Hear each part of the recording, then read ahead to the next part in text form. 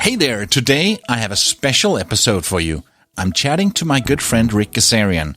And let me just get a little AI help with the introduction. Tell me something about my good friend Ric Gazarian. Okay, Ric Gazarian is a true citizen of the world and one of the most well-traveled people you'll ever meet. Known to many as Global Gas and the host of the popular Counting Countries podcast, where he explores the passion and psychology behind country counting as a travel pursuit. Through engaging interviews with fellow travel addicts, he dives deep into their motivation, experiences, and insights accumulated on the road less traveled. In addition to his prolific podcasting, Ric is the driving force behind the Extraordinary Travel Festival, an event bringing together some of the world's most inspiring explorers and travelers. This unconventional conference celebrates going beyond the typical travel norms. With an unsustainable thirst for adventure, Ric has participated in many extraordinary and at sometimes dangerous travels himself over the years. Some of his most extreme trips include going inside Chernobyl's nuclear fallout zone, gaining exclusive access to and driving around Somalia in an armored car with guards carrying machine guns, and embarking on a hair-raising road trip through Afghanistan. But Ric's quest is much more than just checking off countries. He's on a mission to break past the superficial and surface-level tourism that many engage in. His travels seek to facilitate deeper cultural exchange, more rewarding personal connections, and promoting more ethical and conscious ways of experiencing our planet. Ric Gazarian is an American with Armenian roots from Boston, currently residing in Bangkok, Thailand, which is also the location of the next Extraordinary Travel Festival to be held in November 2024. And I'm proud to call him a good friend. We met many places around the world, and today, in this bonus episode of the Radio Vagabond, he's joining me from Bangkok. Welcome, Ric. Well, Pally, I'm a little bit taken back with that introduction and overview. You are quite the scribe. I had no idea. Did ChatGPT get it right? It's pretty accurate. I mean, I would, comparing myself in the extreme travel community, I don't know if you can use the superlatives of like the most traveled or something like that, but overall, that's a pretty accurate description and overview. So. And you did the hair-rising thing through Afghanistan? Well, I mean, again, this is all relative. I was in Afghanistan for 2 weeks prior to the Taliban control, but obviously the cities were controlled by the national government, but outside of all the cities, it was Taliban control back when I went in 2019. So, yeah. ChatGPT did the job. This is the Radio Vagabond. It's very, very rare that I do online interviews, and you're the rare exception. I think the last time I did one was also with you, when I was... I think somewhere in Africa, and you were, I think you were in Bangkok as well. But it's we're on different continents. You're in Bangkok, I'm in Buenos Aires, and we have to have this conversation because we're not going to be seeing each other, and there are things happening this year that I want to talk about. But before we get to that, you are also a country counter, as we could hear in the intro. You are chasing 193, the 193 UN nations. That's also the topic of your podcast, Counting Countries. How far are you? Yeah, I've definitely made some progress. Of course, during COVID, I did lose a lot of time, but I just came back from a 6-week trip. I am now 178/193. So for the first time, I can finally see over that horizon and down to the last 15. So you're getting pretty close. Have you left any of the hard ones to the end? Well, apparently so, because I've tried to get the visa for Turkmenistan 4 times. I've not been successful. So that is a de facto difficult one for the fact that I can't attain the visa. So that's the biggest challenge. Yeah. I just tried to go to Nauru, but I was told I did not give them enough time to process the visa. Mm-hmm. So I'll have to go back to the Pacific again to get that. I have Haiti left in the Caribbean. So obviously there's a bit of a security situation there as well. All right. Turkmenistan, because I'm going to the stands later this year, and I don't know how much I'm going to do in the stands, but I have been reading up a little bit about the Turkmenistan thing. Have you applied? Have you been rejected? What's happening? Yeah, so I think the first time I applied was probably 2017, and this is going to end up being one of my biggest mistakes. They did issue me a visa, but it was for 2 weeks after the dates of my trip.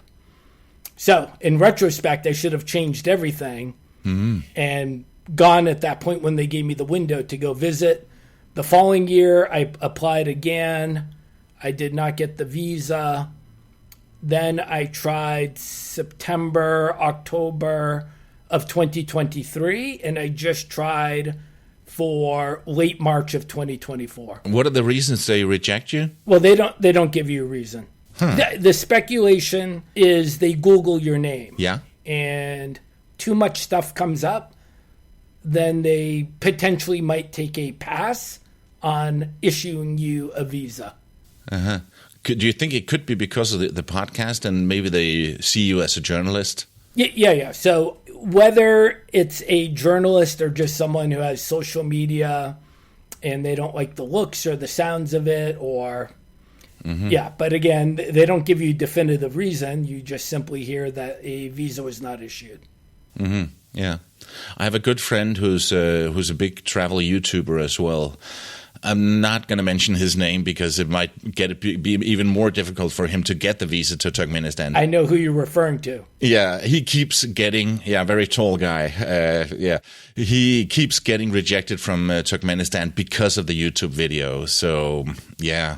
Yeah, so it's obviously a frustrating situation. Yeah. Whether it's me, whether it's the other gentleman, or other people in the similar situation. So I'm going to have to, I guess, get very creative or very lucky or a combination of both to figure out that last piece of the puzzle.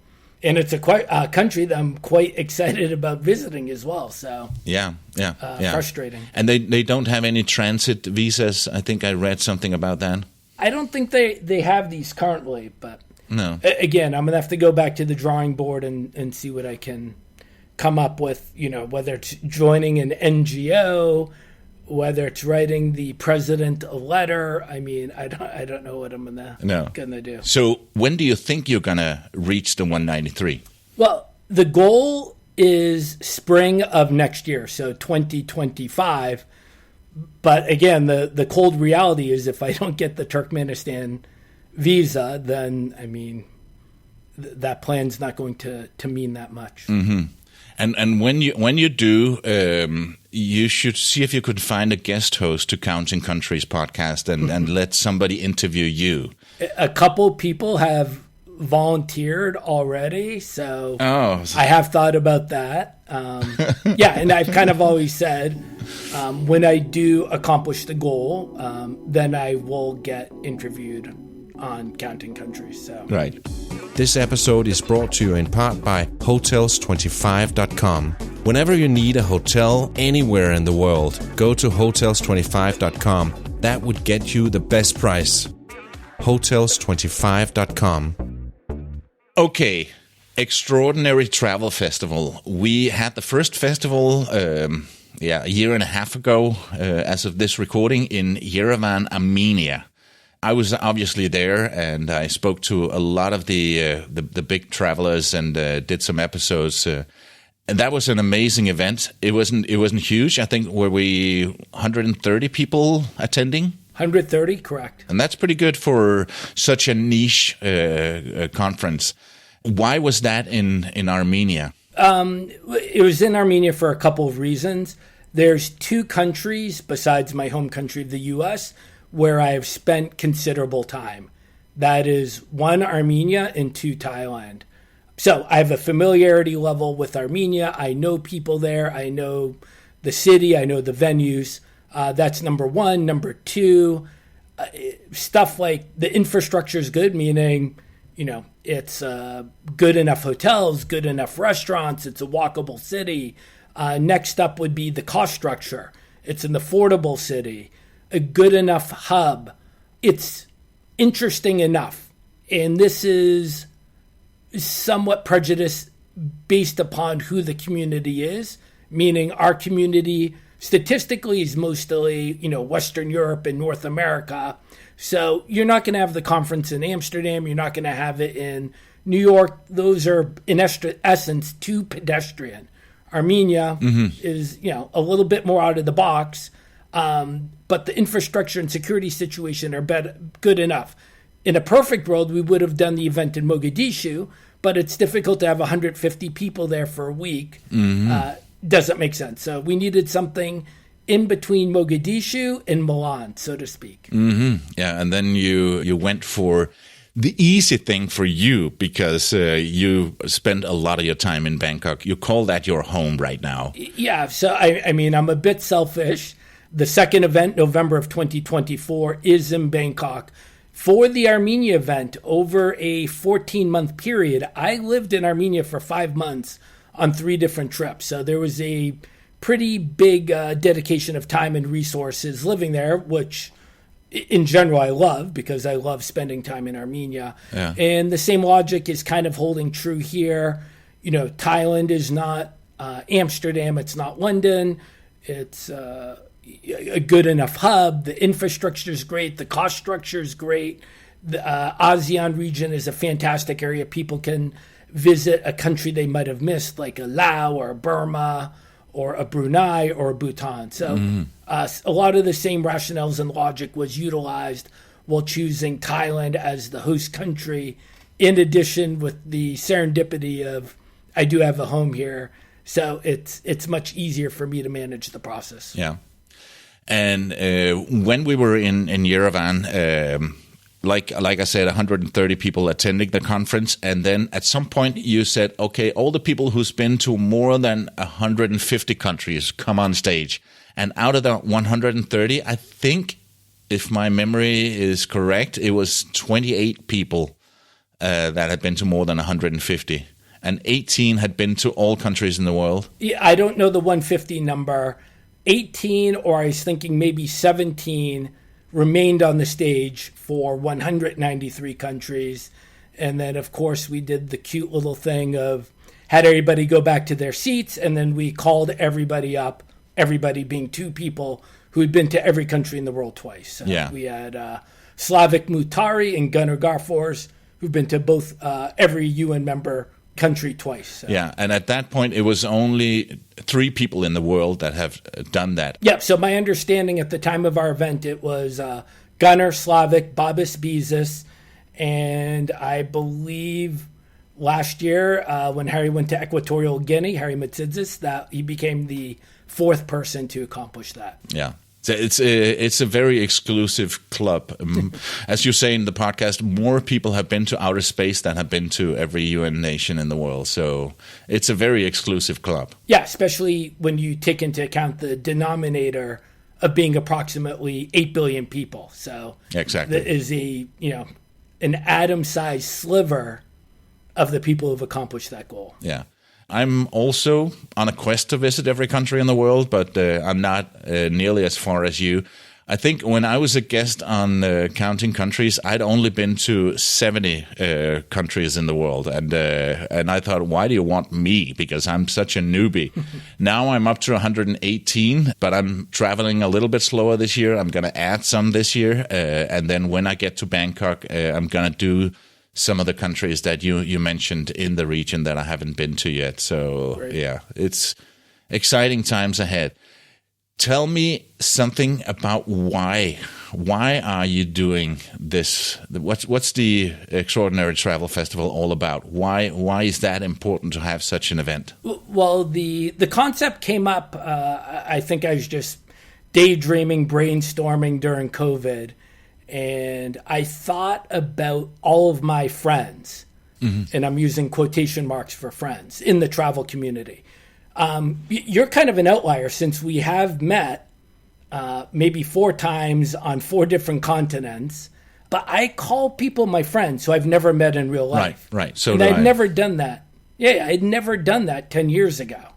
So with our community, we've all kind of gathered online, whether it's Facebook or Instagram, and we all quote unquote know each other. You develop friendships, you trade information, you talk to each other. And I'm like, okay, we have this vibrant, robust community online. Let's create this platform where we bring everybody together in person.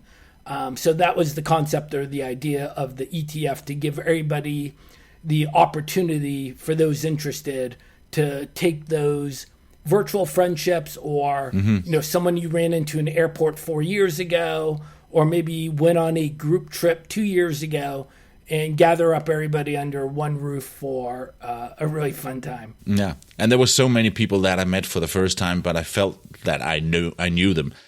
So it was so interesting to finally see them in 3D instead of just a picture or a screen recording or something. So the whole community is, as we talked about, very small, but it's very tight as well. Yeah, I mean, I think there's been some incredible friendships made over the years. I can take indirect credit. We had an engagement come to fruition out of ETF Armenia. So 2 of our speakers became engaged after the event. So yeah, I mean, there's real friendships and real relationships that have grown in the extreme travel community. And like, one of the things that's made me feel good, we have a WhatsApp group for the alumni of the Armenia event.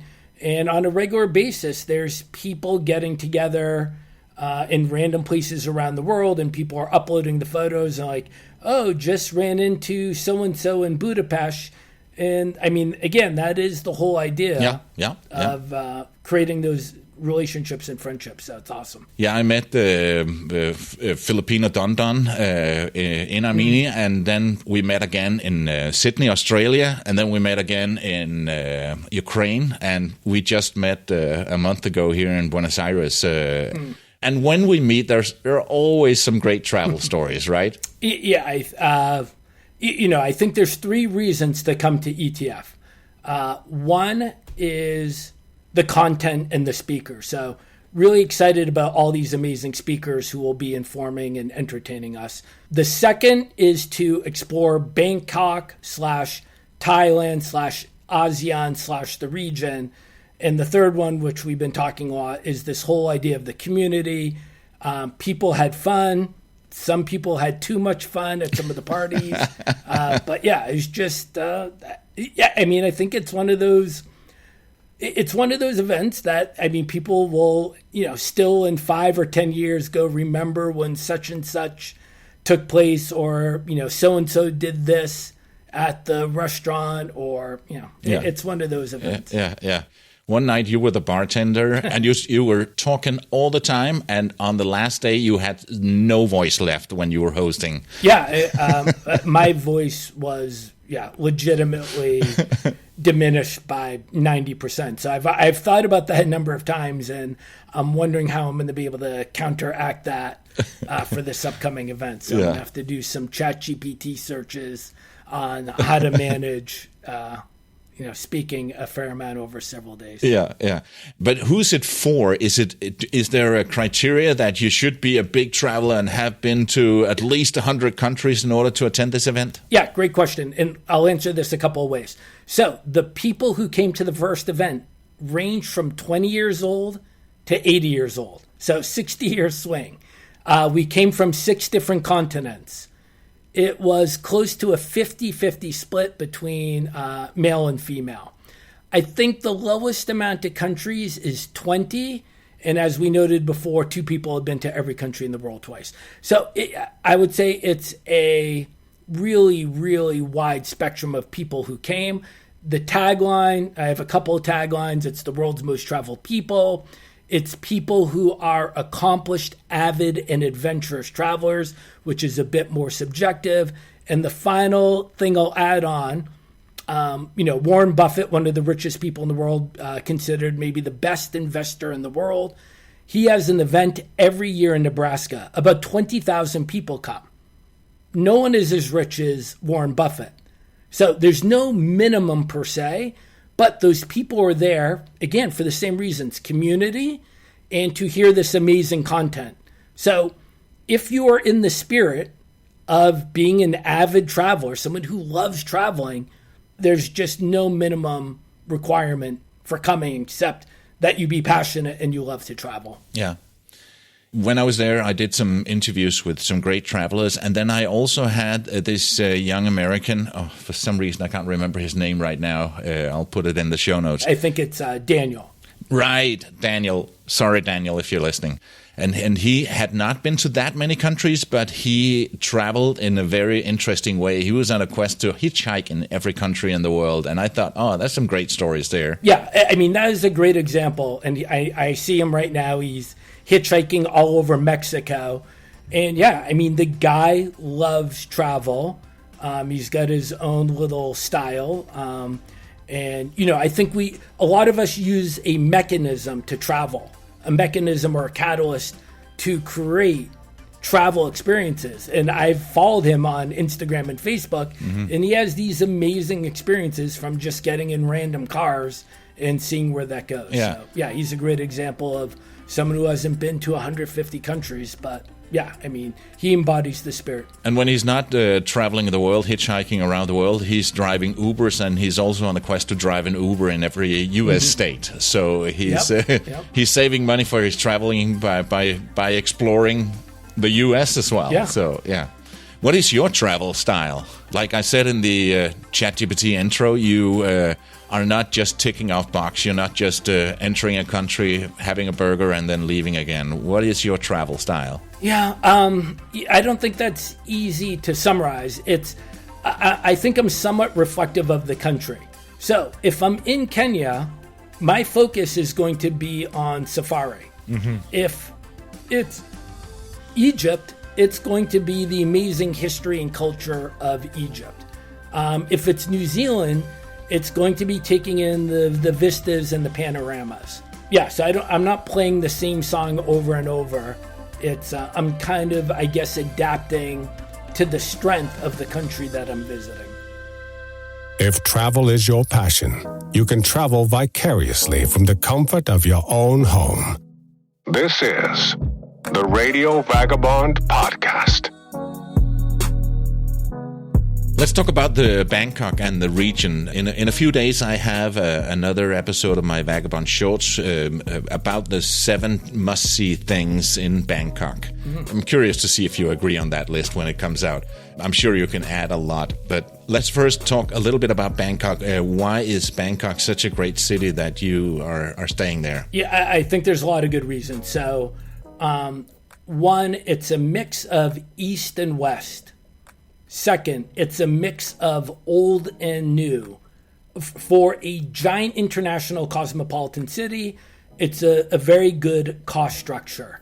And it's got a vibrant expat community. You can just meet incredibly accomplished and fascinating people in the city. So those are a couple of top reasons to enjoy living in Bangkok. And then if you go outside in the region. So I technically live in Bangkok. It only works out to approximately 90 random days a year. Really? Yeah. So I've been living here 10 years, but it's really only 3 months a year, except during COVID. During COVID, I was here for 12 months straight, never left the country. And like everything, there's a silver lining.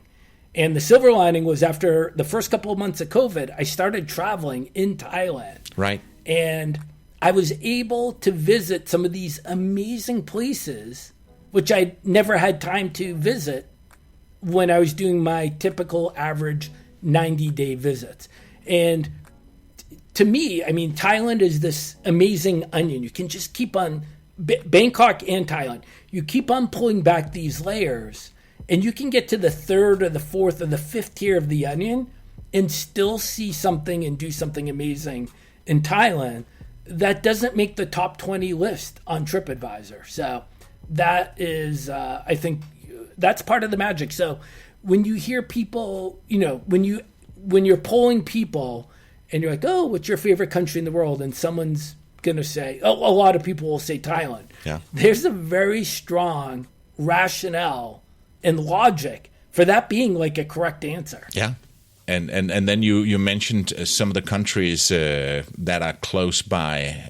Are flights cheap out of Bangkok? Yeah. So, I mean, just another massive benefit of this region, Southeast Asia. There are so many discount airlines. I just did a kayak search the other day. It's, Phnom Penh, capital of Cambodia. It was like $43 one way to fly from Bangkok to Phnom Penh. So this whole region is very, very accessible through these airlines or, otherwise, whether you just want to go surface transportation as well. So right. It's really, arguably, you have to rank this as one of the top regions in the world for that trade-off between, value and benefit. It's a fantastic area. Yeah.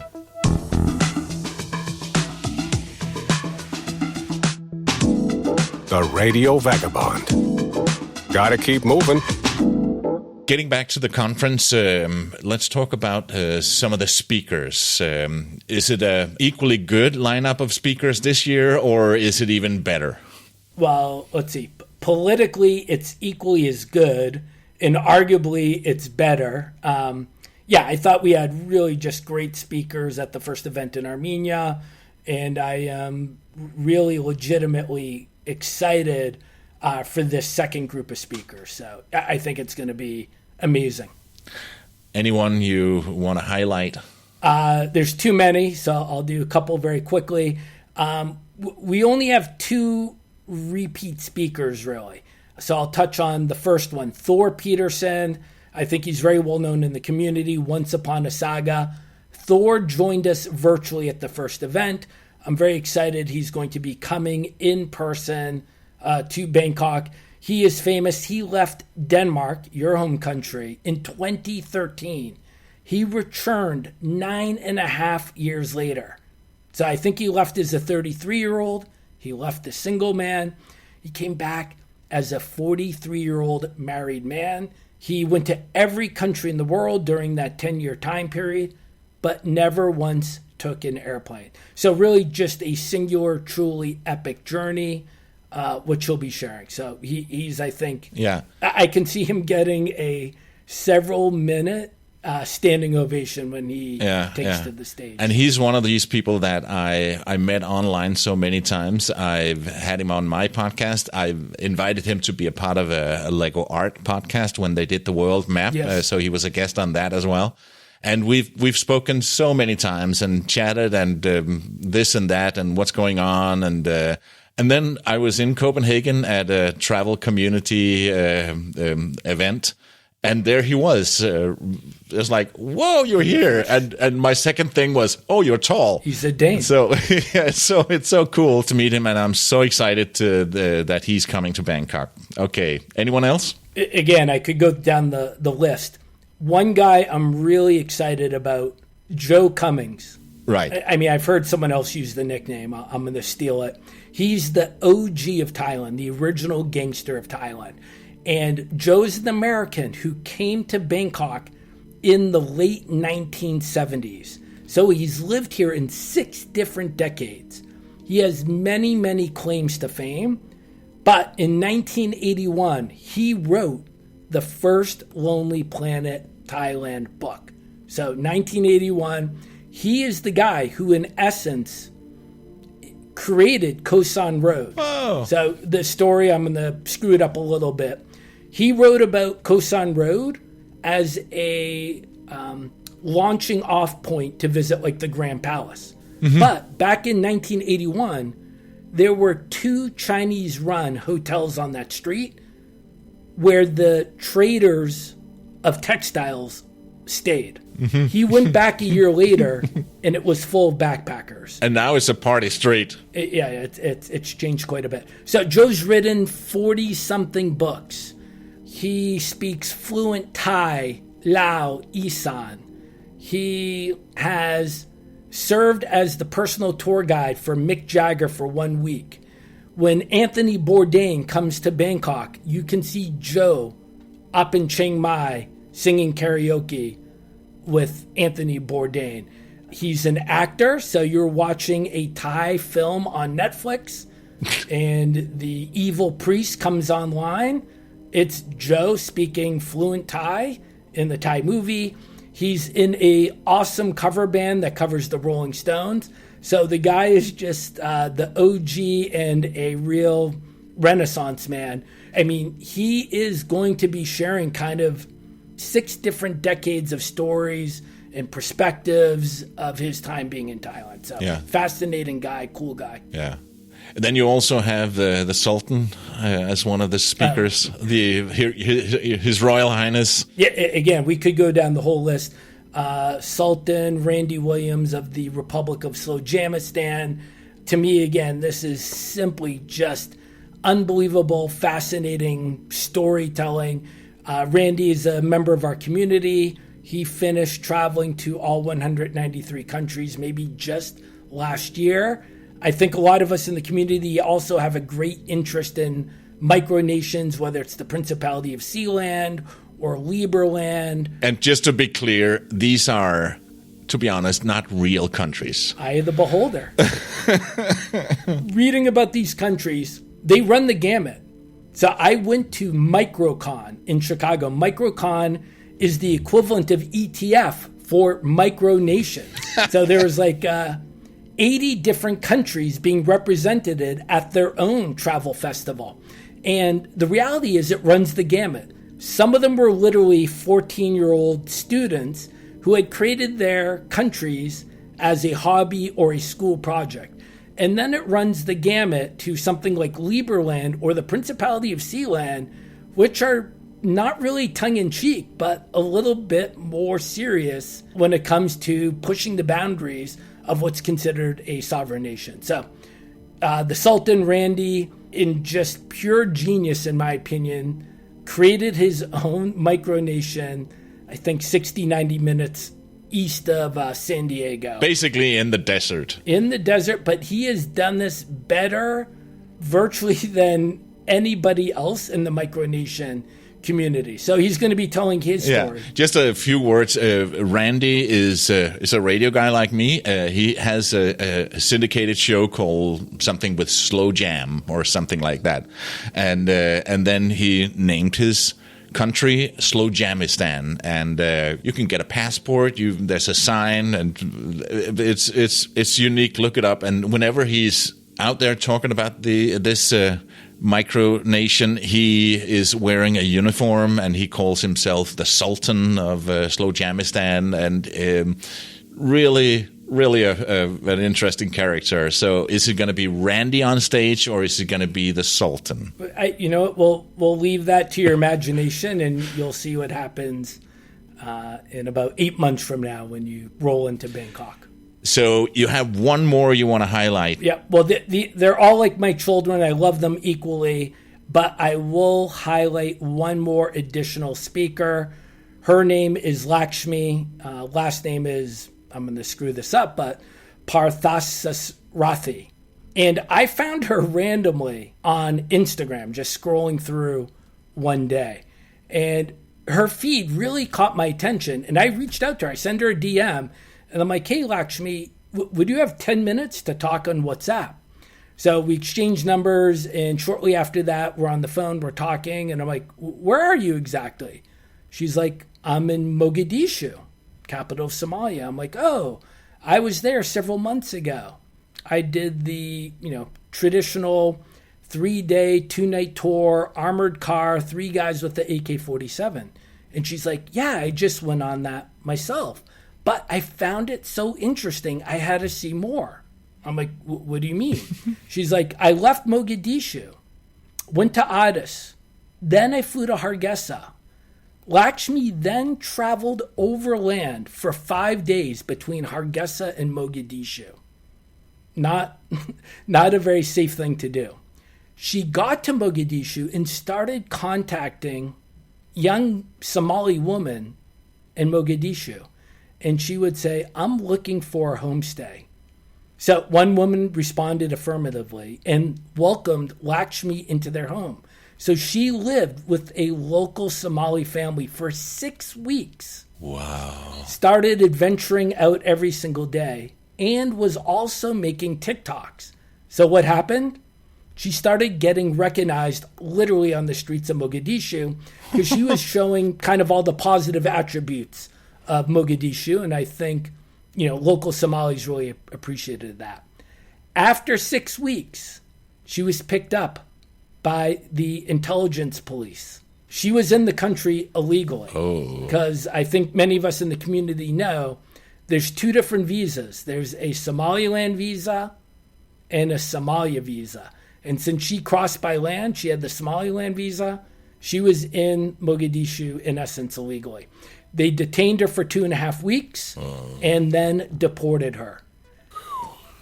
So to kind of put a bow on this, and I'm making these numbers up, Pally, but I think this gives us a sense. Mm-hmm. I would say 65% of people in the community will do a trip to Hargeisa. It's viewed as a safer alternative, a cheaper alternative. And if you're going by UN 193, 100%, it's Somalia. I think 34.5% did what I did. You spend like $1,200. You go in there, you sleep in the green zone, you're in the truck, you got the guy with the AK-47. If I'm doing my math right, that's 0.5% left over. Mm-hmm. Lakshmi is the 0.5% who's doing something most of us would not consider doing. And I think to a fair degree, a lot of the keynote speakers who are coming to Bangkok are the 0.5% or the 0.1% of the extreme travel community. Because I would say, if you go to your high school reunion, Pally, you're the most interesting man in the room. How many of them have been to 118 countries? How many of them have traveled the world 11 and a half months a year? You're an outlier. Mm-hmm. But you and I might be average members of the extreme community because we have people like Thor Peterson, Randy Williams, and Lakshmi who are really doing these amazing things. So the keynote speakers who are coming to Bangkok, I sort of describe them as TEDx talks, but they're all on travel and kind of the outlier people, members of the extreme travel community. Thank you to Ric Gazarian for yet another interesting conversation. Likewise, Pally, thanks for all your time. Great catching up. And if you've been listening to this and want to join us in Bangkok for the Extraordinary Travel Festival in November, you can get $100 off your ticket price if you use the coupon code VAGABOND. Go to extraordinarytravelfest.com and see more about the festival, and then I hope to see you in Bangkok in November. And speaking about Bangkok, on Saturday I have another Vagabond Shorts episode about this amazing Thai city. It's a short 10-minute episode with the top 7 things to see and do here. It's available both as a podcast and as a video on YouTube. Tomorrow, a flashback episode about Nepal, and on Tuesday, we're back with more adventures in Cyprus. My name is Palabo, and I gotta keep moving. See ya! Radio Vagabond. Produced by RadioGuru.co.uk.